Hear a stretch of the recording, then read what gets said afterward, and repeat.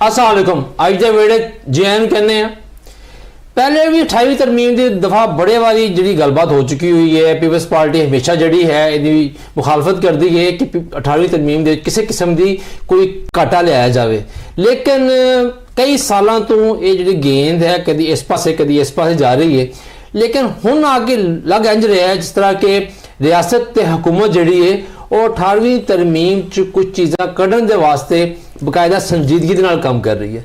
ये जो मैं गल कर रहा हाँ कि संजीदगी वाला मामला ये पिछले 3-4 दिन 2-3 ऐसे काम हुए जितों लगता पाया कि वाकई ऐतकी जरा ना वो हवाई तो कच्ची पक्की गल्ला नहीं है, कोई जमीन ते कम हो रहा है। तो सब तो पहले तो ख्वाजा आसिफ साहब जोड़े हैं मुस्लिम नून के बड़े सीनियर रहनुमा ने तो वफाकी वजीर ने उन्होंने बयान दिता जिन्हें कि थरथली पाती हर पासे। उन्होंने कहा जी 18वीं तरमीम जी है एक ढकोसला है, यानी कि हवा आज ही सब कुछ है बाकी कुछ नहीं है। अच्छा, उस तो बाद राणा सनाउल्लाह साहब जोड़े ने जो बड़े सीनियर रहनुमा ने और उन्होंने भी गल की कि ठीक है ख्वाजा आसिफ साहब का बयान जो उनकी अपनी राय है, जाती पॉलिसी पार्टी पॉलिसी नहीं है, लेकिन 18वीं तरमीम नूं बेहतर बनाया जा सकता है। उहदे नाल ही MQ जी है उन्होंने भी जनाब वाली गल शुरू करती। उन्होंने कहा है कि 18वीं तरमीम जी है वो मुल्क वास्ते नासूर है, यानी कि कैंसर है। हुण यकदम 18वीं तरमीम के खिलाफ हर पासों आवाज़ा आना जोड़ा है ने वो बड़ा अजीब गरीब सूरत हाल पैदा कर रही ने। साढ़े स्टूडियो मौजूद ने जनाब एहसन रिजवी साहब जे कि पीपल्स पार्टी के डिप्टी सैकटरी इतलात ने, उनके नाल मौजूद ने जनाब अमीन जकी साहब जेडे कि तहरीक इंसाफ के बानी रुकन भी ने तो नाल साबक जनरल सैकटरी भी पंजाब के रह चुके हुए हैं और इस टाइम भी जोड़े हैं पार्टी अमूर के जो है वो बड़े सरगर्म ने। थोड़ी देर बाद सानू ज्वाइन करेंगे मुस्लिम लीग नून के भी एक रुकन करेंगे, उन्होंने राय पूछा उन्होंने बारे की कहते पे ने। तो सब तो पहले जनाब तुहानू JNU कहने प्रोग्राम के विच अच्छा एहसन साहब 18वीं तरमीम जी है उहदे उत्ते पीपल्स पार्टी ते रियासत में हुकूमत का नाम इस वास्ते लाँगा कि असल मसला जो है 18वीं तरमीम का वो पीपल्स पार्टी ते रियासत यानी कि एस्टैबलिशमेंट दरमियान है और पिछले कई सालों तो कोशिश की जा रही है कि 18वीं तरमीम जी है इनू रोल बैक किया जाए या कम अज़ कम ये कुछ चीज़ा जी कटतियाँ जान। 26 तरमीम वाली भी यही कोशिश हुई, 27वीं दफ़ा भी यही हुई और हुण भी ये कहा जा रहा है कि 18वीं तरमीम वास्ते ही 28वीं तरमीम आएगी। तो ये दसो कि पीपल्स पार्टी जी है वो क्यों ने कुछ लोग कुछ दो दी पॉलिसी 18वीं तरमीम तो समझौता कर दी। बहुत शुक्रिया रिजवान आसिफ साहब। सर गुजारिश है जी कि बहुत अच्छा होया कि तुसी अपने इंट्रो च गल नूं डिस्कस किया तो यह गल की कि जी 18वीं तरमीम का जोड़ा मसला है वह पीपल्स पार्टी के एस्टैबलिशमेंट के दरम्यान है। तो मैं इत्थे जरूर यह गल जी है ना वो पॉइंट करना चाहवागा कि एस्टैबलिशमेंट का चेहरा अगे किहड़ा सामने आ रहा है। एस्टैबलिशमेंट खुद तो कुछ नहीं बोलती, लेकिन बोलन वाले जोड़े ने वो साडे इतिहादी ने, नून लीग के लोग ने, बोलन वाले जोड़े ने नून लीग के रहनुमाया ने या जोड़े नासूर कहते पे ने वो तो बताते खुद एक नासूर सन इस मुल्क वास्ते। लेकिन मैं इत्थे गल करना चाहना, देखो सर 18वीं तरमीम नूं 8 साल हो चुके हैं।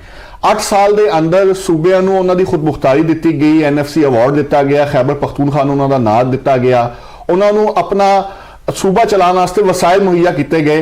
तो सूबिया ने कारकरदगी दिखाई, सूबिया ने कारकरदगी दिखाई जिस तुम देख सकते हो कि पंजाब च सिंध च सूबे अपनी अपनी तई लगे ने अपने सेहत की तालीम निज़ाम नूं बेहतर करने वास्ते, तालीम के निज़ाम नूं बेहतर करने वास्ते सूबे मेहनत करते पे ने।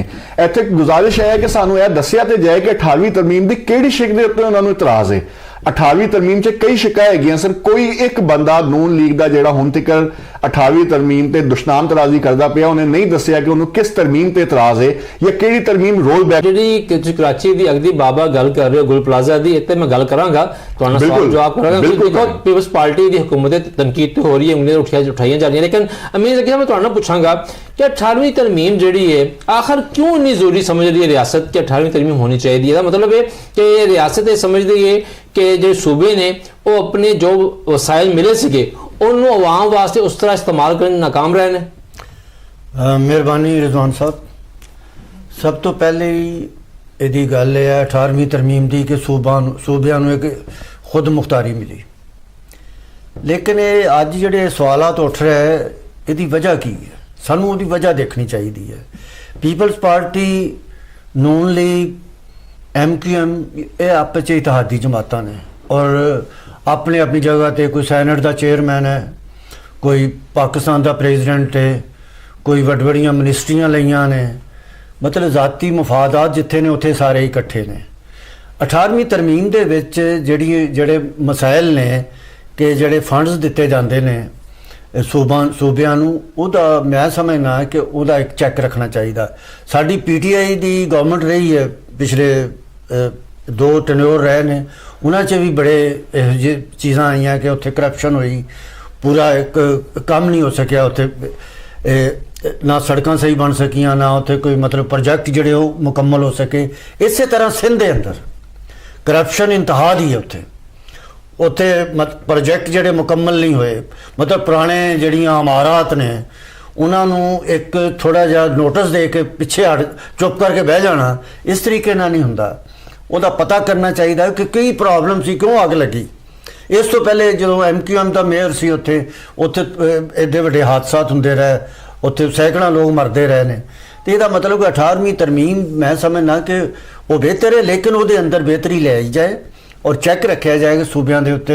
ਪੰਜਾਬ ਦੇ ਵਿੱਚ ਵੀ ਤੁਸੀਂ ਦੇਖ ਲਓ ਕਿ ਚਾਹੇ PTI ਦੀ ਗਵਰਨਮੈਂਟ ਰਹੀ ਹੈ ਜਾਂ ਨੂਨ ਲੀਗ ਦੀ ਜ਼ਿਆਦਾਤਰ ਗਵਰਨਮੈਂਟ ਰਹੀ ਹੈ, ਉਹਨਾਂ ਦੇ ਉੱਤੇ ਇਹ ਇਤਰਾਜ਼ਾਤ ਉੱਠਦੇ ਰਹੇ ਆ ਕਰਪਸ਼ਨ ਦੇ।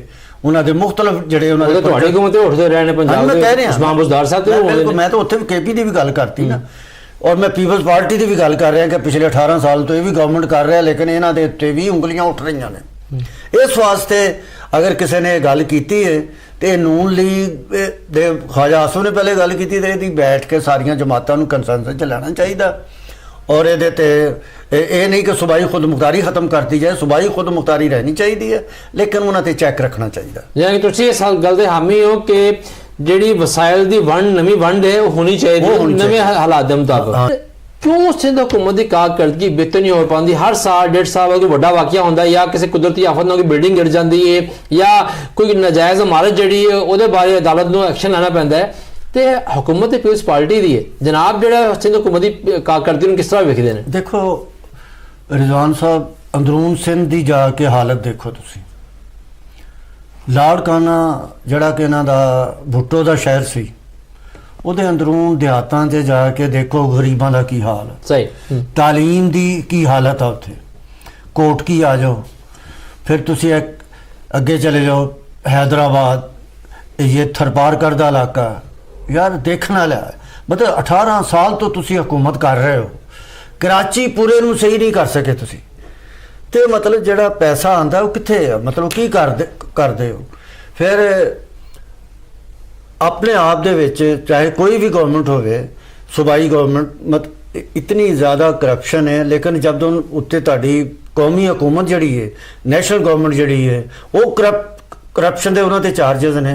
ये मुल्क दे विच जिन्नी देर तक एहतसाब नहीं होएगा, वो चाहे नून लीग की गवर्नमेंट होवे, ਉਹਦਾ ਪ੍ਰਾਈਮ ਮਿਨਿਸਟਰ ਹੋਵੇ, ਚਾਹੇ ਪੀਪਲਸ ਪਾਰਟੀ ਦਾ ਹੋਵੇ, ਚਾਹੇ PTI ਦਾ ਹੋਵੇ, ਲੇਕਿਨ ਜਿੰਨੀ ਦੇਰ ਤੱਕ ਇਹ ਕਰਪਸ਼ਨ ਦਾ ਨਾਸੂਰ ਸਾਡੀ ਮੁਲਕ ਚੋਂ ਖਤਮ ਨਹੀਂ ਹੋਏਗਾ, ਇਸ ਸੂਬਿਆਂ ਦੇ ਥੱਲੇ ਲੇਕਿਨ ਸਾਹਿਬ एहतसाब ਜਿਹੜਾ ਹੈ ਕਰਪਸ਼ਨ ਦੇ ਖਿਲਾਫ ਜਿਹੜੀ ਲੜਾਈ ਹੈ, ਇਹ ਤੇ ਹਰ ਹੁਕੂਮਤ ਦਾ ਦਾਅਵਾ ਕਰਦੀ ਹੈ। ਤੁਹਾਡੀ ਹੁਕੂਮਤ ਵੀ ਐਸੀ ਪੀਪਲਸ ਪਾਰਟੀ ਦਾ ਇਹੀ ਦਾਅਵਾ ਹੈ, ਨੂੰ ਵੀ ਦਾਅਵਾ ਕਰ ਰਹੀ ਹੈ।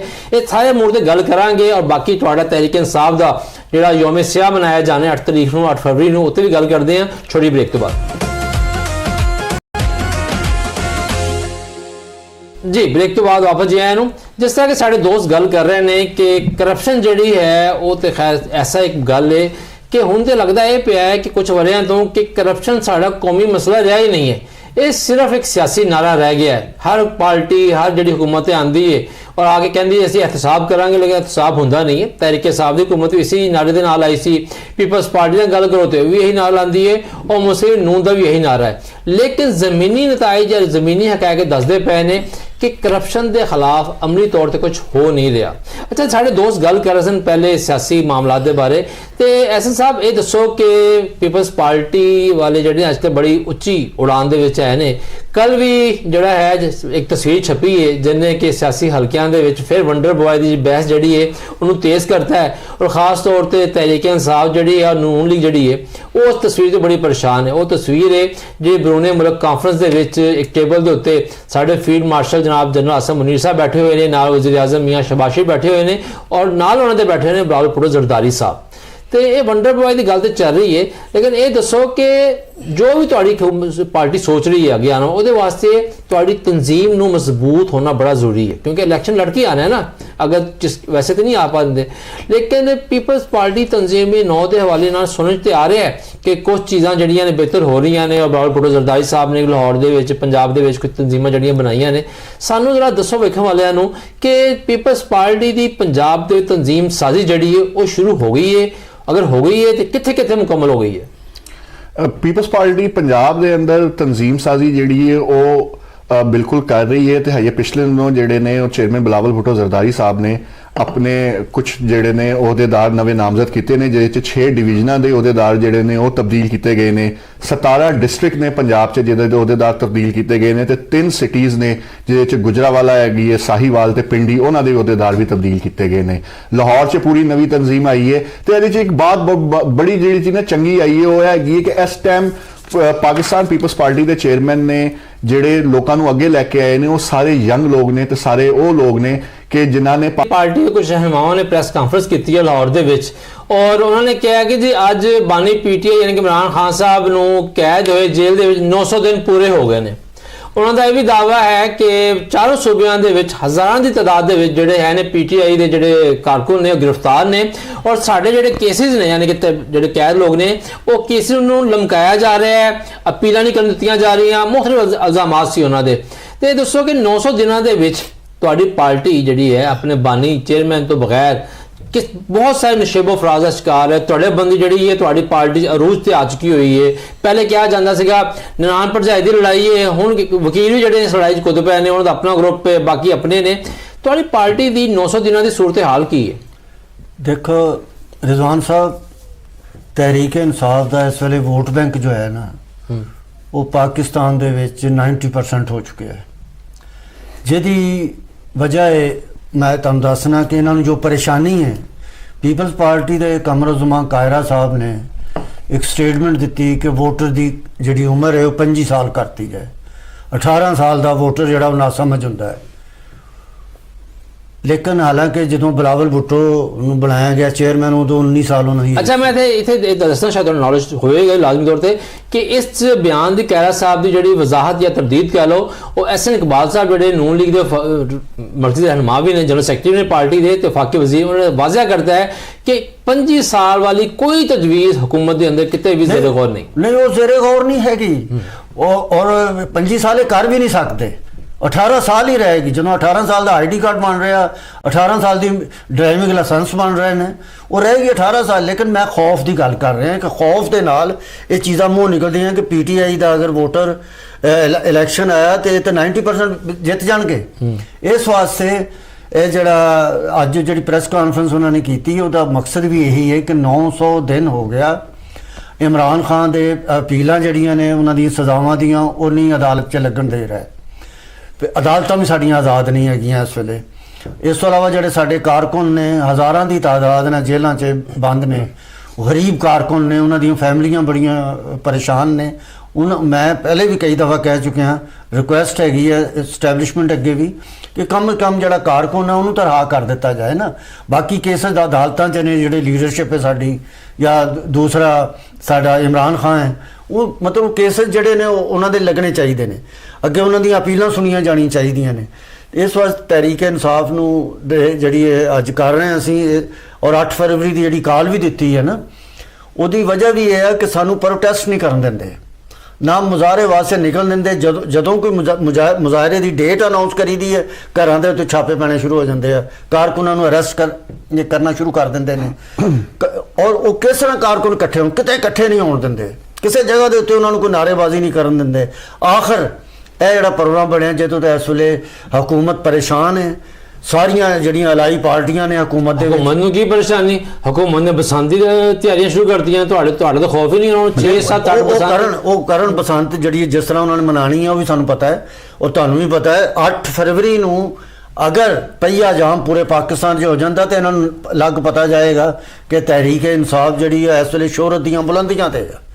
ਤੇ ਇਸ ਵਾਸਤੇ ਮੇਰੀ ਇਹ ਰਿਕੁਐਸਟ ਹੈਗੀ ਹਕੂਮਤ ਅੱਗੇ ਵੀ ਕਿ ਹਾਲਾਂਕਿ ਮੈਂ ਇੱਕ ਪੋਲੀਟੀਕਲ ਵਰਕਰ ਹਾਂ, ਮੈਂ ਇਸ ਵਾਸਤੇ ਰਿਕੁਐਸਟ ਕਰਨਾ ਕਿ ਮੁਜ਼ਾਹਰਾ ਕਰਨਾ ਹਰ ਪਾਰਟੀ ਦਾ ਹੱਕ ਹੁੰਦਾ ਹੈ ਅਪੋਜੀਸ਼ਨ ਪਾਰਟੀ ਦੇ ਵਿੱਚ, ਕੋਈ ਉਹਨਾਂ ਦੀ ਕੋਈ ਡਿਮਾਂਡਸ ਨੇ, ਮਹਿੰਗਾਈ ਹੈ, ਲੇਕਿਨ ਕਿਸੇ ਇਸ਼ੂ ਦੇ ਉੱਤੇ ਇਹ ਨਹੀਂ ਕਰਨ ਦਿੰਦੇ, ਮੁਜ਼ਾਹਰਾ ਨਹੀਂ ਕਰਨ ਦਿੰਦੇ, ਇਕੱਠੇ ਨਹੀਂ ਹੋਣ ਦਿੰਦੇ।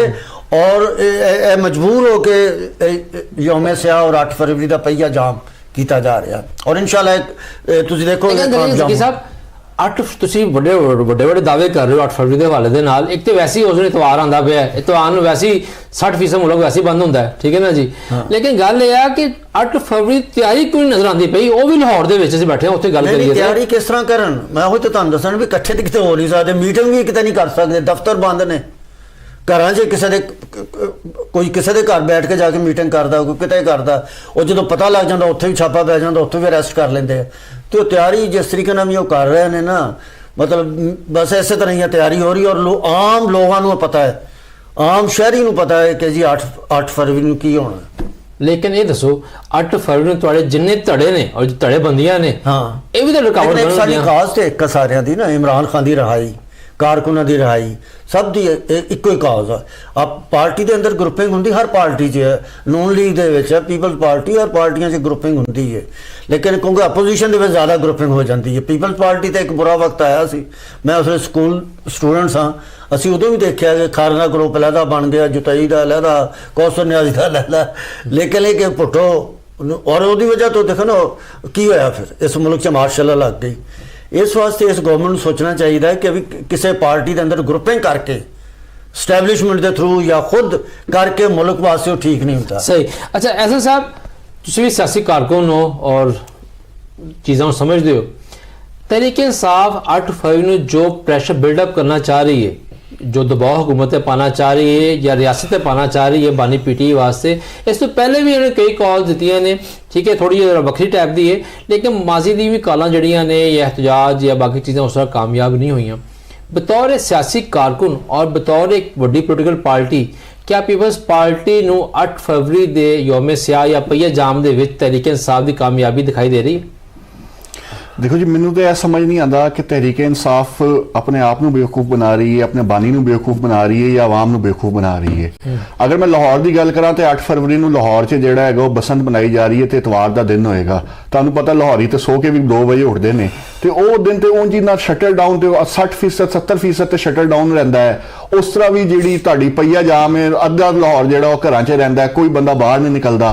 तो मैनू असल च गल हैगी है कि मैं समझना कि तहरीक इंसाफ के अंदर कुछ लोग मौजूद ने, मेरे भाई बिल्कुल कह रहे होंगे, मैं इन्हां दी गल तो गलत नहीं कहांगा, लेकिन तहरीक इंसाफ के अंदर लोग मौजूद ने जिहड़े चाहते हैं कि 900 दिन की 9000 दिन भी इमरान खान बाहर ना आवे, क्योंकि उन्होंने इहदे नाल ही सरदा है कि वो अंदर रहे, क्योंकि वो अंदर रहेगा तो इन्हां दी रेटिंग भी आंदी रहेगी, इन्हां दे व्यूज भी आंदे रहेंगे। कई इहो जिहे लीडर हैं जिन्हां नूं 30 सेकंड जिहड़ा टीवी लाइव ना करे कोई न्यूज़ चैनल, लेकिन अज वो जदों निकलते हैं तो 10-10 15-15 मिनट उन्होंने लाइव किया जाता है। तो मैं समझदा कि तहरीक इंसाफ नूं इस चीज़ के बारे च सोचना पेगा कि जिहड़े उन्होंने अंदर लोग ने स्टैबलिशमेंट ने की खराब करना। तुहानूं स्टैबलिशमेंट तो उदों खराब करे ना जो तुहाडे अपने लोग, अगर तुसीं कहंदे हो कि 8 फरवरी फॉर एग्जाम्पल इलैक्शन का दिन सी, असीं इस करके उहदी अलामती दिन के तौर पर जिहड़ा ना असीं उहनूं चूज किया है, तो यह तो बसंत के बाद च अनाउंस हुई है, इतवार 8 फरवरी को आ रहा है, तो कैलेंडर च बड़ी दिन पहले पता सी कि इतवार आ रहा है। रिजल्ट 9 फरवरी को अनाउंस होया सी, तुसीं उहनूं 9 फरवरी लै जांदे। ते मैं समझदा कि तहरीक इंसाफ जकी साहब गल कर लगदा है थोड़ी जी मैं करैक्शन कर दी। हां जी, कि लाहौर पाकिस्तान नहीं हैगा, ये पूरे पाकिस्तान च शटल डाउन होंदा जी, पूरे पाकिस्तान दी दुकानां बंद होंदियां ने, किस चीज़ दा शटल डाउन ते पईया? लाहौर दे विच पतंगबाजी होनी है, पूरा पाकिस्तान है, बहुत बड़ा है पाकिस्तान, और ओदे च पूरे पाकिस्तान च पईया जाम है, सिर्फ लाहौर च नहीं हैगी। इतवार वाले दिन कितना को सर पहिया चल रहा है। अच्छा बाहर मैं 8 फरवरी केड़ा दूर है, इस तो पहले भी इन्होंने दित्तियां ने जिहड़ी डेटा उत्थों भी पता लग जाता है। 8 फरवरी आएगी, यह भी गुजर जाएगी, यह भी पता लग जाएगा। लेकिन मेरे भाई ने कहा, मैं पूछना चाहांगा कि कोई एक इहो जिहा एहतजाज मैनूं याद दिलान जिहड़ा तहरीक इंसाफ ने अनाउंस किया है, जिहड़ा किसी अवामी इशू ते होवे।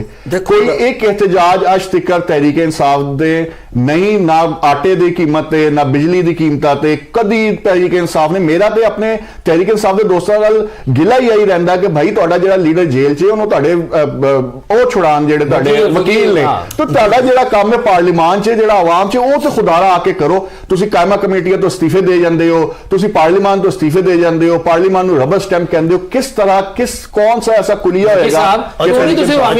देखो जी रबर स्टैंप तो है ਅਸੈਂਬਲੀਆਂ ਜਿਹੜੀਆਂ ਇਸ ਟਾਈਮ ਹੈਗੀਆਂ ਨਾ, ਜਿਸ ਤਰੀਕੇ ਨਾਲ ਇਲੈਕਸ਼ਨ ਨੂੰ ਰਿਗਿੰਗ ਕਰਕੇ ਆਏ ਨੇ ਨਾ, ਉਹ ਰਬਰ ਸਟੈਂਪ ਹੈ। ਔਰ ਇਸ ਵਾਸਤੇ ਉਹਨਾਂ ਨੇ ਪਾਰਲੀਮਾਨੀ ਕਮੇਟੀਆਂ ਤੋਂ ਰਿਜ਼ਾਈਨ ਵੀ ਕੀਤੇ ਨੇ ਸਾਡੀ ਪਾਰਟੀ ਦੇ ਲੋਕਾਂ ਨੇ। ਪਾਰਟੀ ਨੇ ਜਦੋਂ ਵੀ ਸਾਡੇ ਨੇ ਕੋਈ ਇhtਜਾਜ ਦਾ ਦਿਨ ਰੱਖਿਆ ਉਸ ਤੋਂ ਪਹਿਲੇ ਘਰਾਂ ਦੇ ਵਿੱਚ ਛਾਪੇ ਪੈ ਜਾਂਦੇ ਆ, ਸਾਡੀਆਂ ਦਫ਼ਤਰ ਬੰਦ ਕਰ ਦਿੱਤੇ ਜਾਂਦੇ ਆ, ਉਹਨਾਂ ਨੂੰ ਜੇਲ੍ਹਾਂ 'ਚ ਬੰਦ ਕਰ ਦਿੱਤਾ ਜਾਂਦਾ ਹੈ। ਤੇ ਮਤਲਬ ਮੇਰੇ ਕਹਿਣ ਦਾ ਇਹ ਹੈਗਾ ਕਿ ਮਤਲਬ ਇੰਨੀ ਜ਼ਿਆਦਤੀ ਔਰ ਏਡਾ ਜ਼ੁਲਮ ਮੈਂ ਸਮਝਣਾ ਕਿ ਜ਼ਿਆਉਲ ਹੱਕ ਦੇ ਦੌਰ 'ਚ ਵੀ ਨਹੀਂ ਹੋਇਆ। ਨਹੀਂ ਸਰ, ਇਹ ਗੱਲਾਂ ਤੁਹਾਡਾ ਕਾਰਕੁਨ ਹੁਣ ਭੂਖ ਹੜਤਾਲ ਤੇ ਅੱਜ ਤੱਕ ਬੈਠੇ ਆ ਇਮਰਾਨ ਖਾਨ ਦੇ ਖਾਤੇ ਕਿੰਨੇ ਖੁਦਸੋਜ਼ੀ ਕੀਤੀ ਅੱਜ ਤੱਕ? ਮੈਨੂੰ ਦੱਸੋ ਤਾਂ ਸਹੀ, ਤੁਸੀਂ ਜ਼ਿਆਉਲ ਹੱਕ ਦੇ ਜ਼ੁਲਮ ਨੂੰ ਜ਼ਿਆਉਲ ਹੱਕ ਨੇ ਦੇਖੋ ਜ਼ਿਆਉਲ ਹੱਕ ਦੇ ਦੌਰ 'ਚ ਕਾਰਕੁਨ ਜਿਹੜੇ ਜਹਾਜ਼ ਅਗਵਾ ਹੋਇਆ ਠੀਕ ਕਾਰਕੁਨ ਉਹਨਾਂ ਨੇ ਮੰਗੇ ਕਾਰਕੁਨ ਉਹਨਾਂ ਨੇ ਰਿਲੀਜ਼ ਕਰਤੇ ਜ਼ਿਆਉਲ ਹੱਕ ਨੇ। ਸ਼ਾਦਮਾਨ ਚੌਕ ਤੇ ਕੋੜੇ ਮਾਰੇ ਗਏ, ਲੋਕਾਂ ਨੇ ਖੁਦਸੋਜ਼ੀਆਂ ਕੀਤੀਆਂ, ਲੋਕਾਂ ਨੂੰ ਫਾਇਲ ਲਾਇਆ ਗਿਆ। ਅੱਜ ਜੋ ਹੋਇਆ ਉਹਦੇ 'ਚ ਪੀਪਲਸ ਪਾਰਟੀ ਦੇਖ ਲਓ, ਇੱਕ ਜਮਹੂਰੀ ਪਾਰਟੀ ਮੈਂ ਸਮਝਦਾ ਕਿ ਇੱਕ ਸਿਆਸੀ ਪਾਰਟੀ ਹੈ। ਮੈਂ ਖੁਦ ਇੱਕ ਵਕਤ 'ਚ ਅਸੀਂ ਪੀਪਲ ਪਾਰਟੀ ਦੇ ਵਰਕਰ ਰਹੇ ਹਾਂ। ਫਿਰ ਜਦੋਂ 1996 'ਚ ਤਹਿਰੀਕ ਇਨਸਾਫ ਬਣੀ, ਅਸੀਂ ਇੱਧਰ ਤਹਿਰੀਕ ਇਨਸਾਫ ਇਮਰਾਨ ਖਾਨ ਬਣ ਕੇ ਬਣਾਈ। ਲੇਕਿਨ ਪੀਪਲਸ ਪਾਰਟੀ ਦਾ ਜਦੋਂ ਦੇ ਆਸਫ ਜ਼ਰਦਾਰੀ ਸਾਹਿਬ ਇਸ ਪਾਰਟੀ ਨੂੰ ਸੰਭਾਲਿਆ, ਇਹਦੇ ਅੰਦਰ ਡਿਕਟੇਟਰਸ਼ਿਪ ਪਾਈ ਹੈ। मतलब सियासी वर्कर नहीं तो हर पार्टी से नून लीग के अंदर दसो नवाज शरीफ साहब की मर्जी तो बगैर कोई फैसला हो सकता है। रिजवान साहब पीपल्स पार्टी के अंदर गल करते हैं, थोड़ी अपनी पार्टी तरीके साफ के अंदर बानी पीटीआई जो कहते हरफे आखिर है अली अमीन गंडापुर जड़े है ने उन्होंने तब्दील क्यों किया गया कि उन्होंने अलीमा खान साहब जी भैन ने उन्होंने कहा चेंज करो, वो चेंज हो गए। बिल्कुल इस तरह मैं जी नून लीग है वो तो हर सियासी पार्टी नहीं हैगी।